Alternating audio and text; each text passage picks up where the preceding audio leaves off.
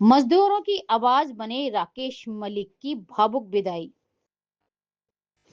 पद से रिटायर हुए लेकिन संघर्ष से नहीं। कुछ लोग नौकरी से रिटायर होते हैं और कुछ लोग समाज की जिम्मेदारी से कभी रिटायर नहीं होते। आज स्वर्ण दिल्ली न्यूज आपको मिलवा रहा है दिल्ली परिवहन निगम के उस शख्स से जो पद पे रहते हुए भी सत्ता में नहीं और पद से हटने के बाद भी संघर्ष को नहीं छोड़ा। हम बात कर रहे हैं डीटीसी मायापुरी डिपो से सेवानिवृत्त हुए राकेश मलिक की। जी हाँ, राकेश मलिक जी दिल्ली परिवहन निगम के मायापुरी डिपो में आयोजित यह दृश्य सिर्फ एक रिटायरमेंट समारोह नहीं बल्कि एक संघर्षशील जीवन को सलाम था। एक ऐसा नाम जिसने अपने पूरे सेवा काल में ना दिन देखा ना रात, ना सुबह की परवाह की ना शाम की। उन्होंने सिर्फ एक बात देखी, मजदूरों का हक, कर्मचारियों की आवाज और अन्याय के खिलाफ लड़ाई।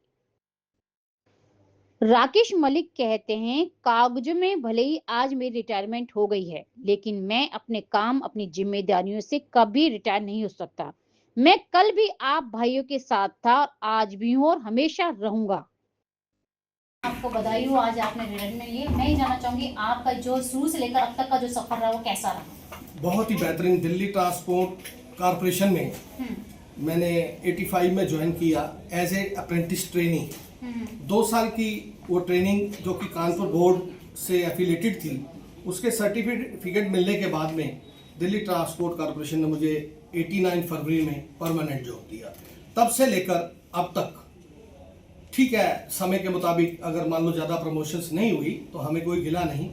उसके साथ साथ पूरे जीवन में जितना मेरे से बन पाया है, जो जो ड्यूटीज़ मुझे दी गई वो मैंने अपनी भली भांति ईमानदारी से की है। उसके लिए आज का दिन आपको बता रहा है कि जो लोग आए हैं, मैं अपने आप बोलूँ तो ठीक नहीं है, लेकिन फिर भी आगे भी कर्मचारी हितों की लड़ाई मैं पहले लड़ता था महामंत्री होते हुए और आगे भी कर्मचारी हितों की लड़ाई लड़ता रहूँगा। मैं किसी अधिकारी के खिलाफ उसी के बोला हूँ जिन्होंने अन्याय किया है। न्याय वालों के साथ चल के लोगों का भला करने की कोशिश की है। इसी तरह का कार्य करते हुए आज 31/12/2025 को आपके बीच सेवानिवृत्त होता हुआ अपने घर, मैं कहता हूँ बहुत बहुत शुक्रिया जिन लोगों ने आज मुझे सम्मानित किया, प्यार दिया। वो अगर मैंने कुछ किया था तो आज इन्होंने सबने सूद समेत मुझे वापस कर दिया। बस इन्हीं शब्दों के साथ धन्यवाद। इसी बीच में जो जीवन के उतार चढ़ाव आपके रहे, इसमें सबसे यादगार कौन सा रहा आपका? संघर्ष जीवन का मूल है, संघर्ष के लिए पैदा हुए हैं। मेरी माता ही कहती थी कि बेटा लोगों के ही काम कर, वही करता हुआ आज यहाँ तक।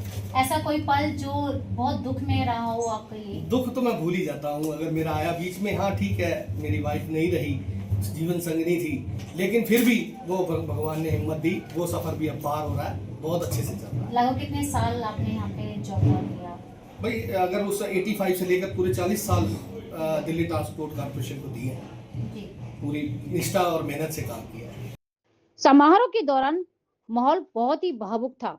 साथी और कर्मचारियों की आंखें नम थी लेकिन चेहरों पर गर्व साफ झलक रहा था।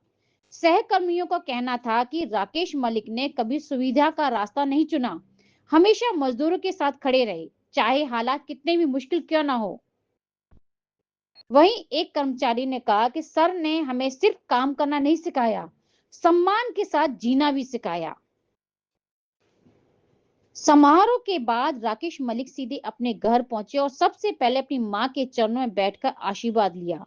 उनका कहना है, जो भी ताकत, साहस और सच्चाई उनके भीतर रही वह मां के संस्कारों की देन है। यह दृश्य अपने आप में संघर्ष और विनम्रता की सबसे बड़ी मिसाल बन गया।